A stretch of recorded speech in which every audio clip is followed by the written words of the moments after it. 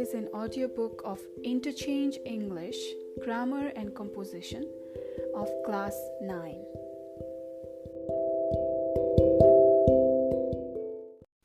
Chapter 37, page number 323. Brochure or leaflets. Leaflet is a small sheet, flat or folded, of printed material meant to provide information or advertisement. Therefore, a leaflet, also rightly known as a flyer or a handbill, is a form of paper advertisement intended for wide distribution and typically posted or distributed in a public place.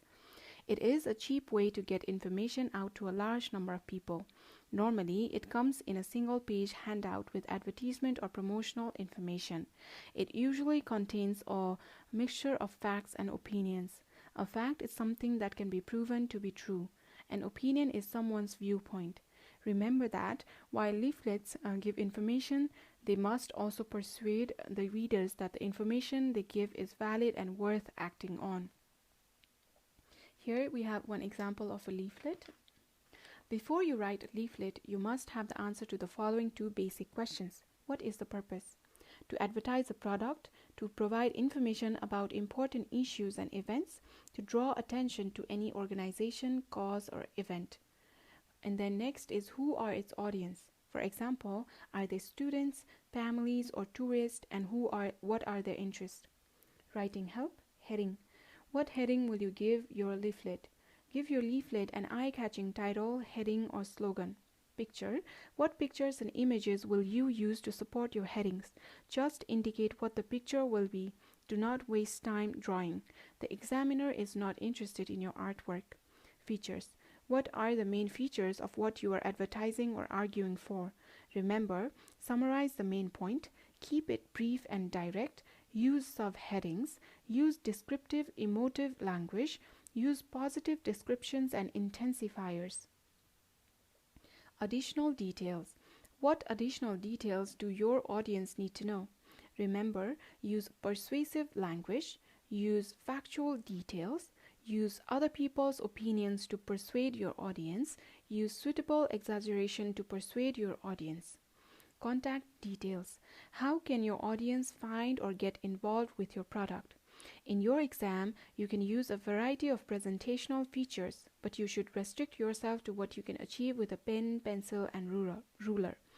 Do not draw pictures. If you like to show a picture, draw a frame and explain in frame what the picture would be. Remember that the examiner wants to see that you can write well in English, not that you can make your answer paper look like a real leaflet. Useful presentational features for this type of question: headings, subheadings, paragraphs, bullet points, capitals, underlining large print information boxes. Bullet points and text boxes are often used in leaflets, but remember, this is an English writing exam. You won't get full mark if you only use bullet points. Do not use columns because you will not fit enough words in each column on the answer sheet and it will look rather untidy. Structural features of a leaflet. 1. Title and a slogan. Start with a catchy heading or rhetorical rhetorical questions or catchy slogans. Number 2. Introduction. Write the history, mission, or vision of the organization here. 3. Subheadings. Give informative heading for different sections. 4. Attractive illustrations and photographs. 5. Include contact information and where to get further details. Brochure. A brochure is a publication consisting of one folded page or several pages stitched together, used mainly for advertising purposes. It is usually folded or bound in ways to make it appear like a compact article. It may advertise new products, locations, shops, events, hotels, etc. A brochure is most commonly found around museums, major shops, amusement parks, and tourist information booths. As such, it is a marketing tool to advertise a service or product. Here is one sample of brochure. A brochure consists of more than a page of information. Nowadays, there are varieties of patterns and designs in brochure. However, the most common types are single-sheet brochures that are bifold or trifold. A bifold brochure has 4 panels, 2 on each side. A trifold brochure has 6 panels, 3 on each side, to place information on. Look at the brochure design with different folds. Half fold, trifold, 2-fold, 4-panel accordion fold, 3-panel gatefold, double gatefold, roll fold, double parallel fold, quarter fold, map fold. Writing help. The front. Irrespective of the number of folds, the front panel works as a cover page, and its main purpose is to introduce the piece and to make the viewer want to open it and read the content. It should be attractive and should include the name of organization, place, or company. In addition, a photo or an artwork should be on the cover page. Just the logo is not enough. Then you should use some punchy text. Example, writing center, where writers come to life. The inside panel. Try to avoid having long columns of text. If you have a lot of information, divide it up with headings which can help reader find the information they need easily. The heading should stand out by having a bigger font and different color. Bullet points and lists are good. Keep your sentence short and to the point. Only give necessary information. It is always impressive if you can get a quote from someone respectable, example, a board member or a client, for your product or company. Display this prominently with the name and job of the person and possibly the place they live in. It is very important that you proofread your work. Grammatical and spelling mistakes takes the attention of the readers away. The back. Usually, the back cover is used for contact information. Of course, this can change. The brochure should always end with something dynamic. Either tell the reader what you want them to do to learn more. You must give the details of how they can reach you. Read the following sample brochure of Parsa Wildlife Reserve. Parsa Wildlife Reserve, the largest wildlife reserve in the country, where nature's thrill ride amidst greenery will leave you spellbound. And here is a picture of rhinos and elephants in the wildlife reserve. Introduction. Parsa Wildlife Reserve is a protected area in the inner Tarai lowlands of south-central Nepal. Established in 1984 AD, it covers an area of 637.37 square kilometer in Chitwan, Parsa, Makwanpur and Bara district, and is the largest wildlife reserve in the country. A buffer zone declared in 2005 comprises 298.2 square kilometer, 115.1 square millimeter, square mi.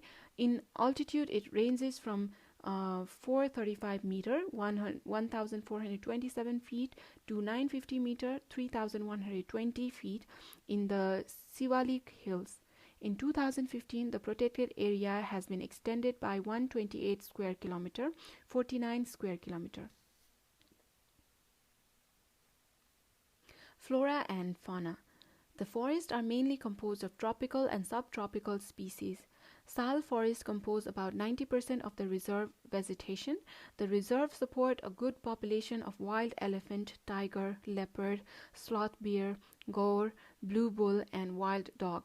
It's believed that a lot of the adult tigers from Chitwan end up here, probably to get away from the tourists. Other common animals spotted include various deer, sambar, chital, hog, and barking deer, as well as langur monkeys, striped hyenas, rattles, palm civets, and jungle cats. Many species of snakes are found in the reserve due to the tropical climate, including king cobra, common cobra, krait, rat snake, and the python. There are about 300 species of birds found in the reserve. Some of the common ones include giant hornbill, peafowl, red jungle fowl, flycatchers, and woodpeckers. Climate. Winter. October to December provide pleasant temperature with clear skies. Night temperature can drop to 0 degrees Celsius. During spring, January to March, temperatures rise and water becomes scarce. During summer, April to June, the days become hot and humid with temperature rising up to 40 degrees Celsius. Monsoon, July to September, brings cooling rains. Entry fee per person per day: for Nepalese nationals ₹20, for SAARC nationals ₹200, for other foreign nationals ₹500. Note: entrance fee not required for children under 10 years. Filming permit fee: documentary films For Nepalese nationals, rupees 500. For Shark nationals, rupees 25,000. For other foreign nationals, US dollar 1,000. Helicopter landing per landing, rupees 2,000. Access. Parsa Wildlife Reserve is easily accessible from Kathmandu, being well connected by a national highway and daily flight to Simara. Parsa Wildlife Reserve is easily accessible from Kathmandu Hetauda Birganj Highway. 6 to 7 hours bus ride from Kathmandu could take you to the reserve, and also a 20 minutes flight to Simara is available, which takes additional 15 minutes bus ride to reach the reserve headquarters. Contact. For further information, contact Parsa Wildlife Reserve Headquarters, Adabar, Hetauda Birganj Highway, phone 977-5153-4022, 977-5153-4023. Email parsawr@gmail.com. Leaflet. Leaflet is a small version of brochure, mostly within a single sheet. It is often meant for a quick glance. Brochure. Brochure is the same as a leaflet, except it is slightly more extensive and can be a few pages long.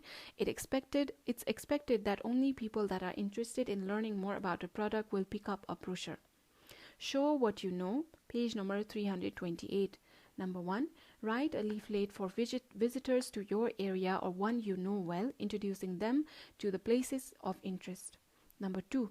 Write a brochure on a religious place in your area to attract many devotees. 3. Write a leaflet to promote an interesting place of your locality. Number 4. Write a brochure to advertise your school, highlighting its salient features and facilities. Number 5. Create a brochure of your favorite tourist spot.